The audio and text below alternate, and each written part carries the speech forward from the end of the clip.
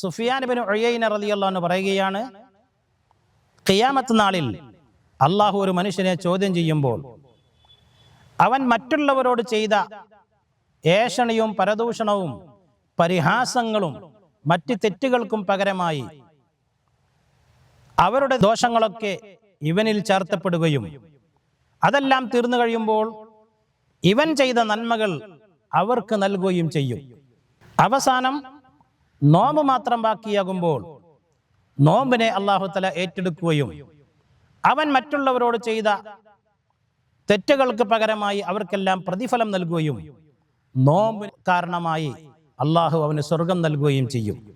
അതാണ് അള്ളാഹു റബ്ബ് സുബ്ഹാനഹു വ തആല പറഞ്ഞത്, അസ്സൗമു ലീ വ അന അജ്സി ബിഹി. നോമ്പ് എനിക്കുള്ളതാണ്, അതിന് തീർച്ചയായും ഞാൻ പ്രതിഫലം നൽകുന്നതുമാണ്.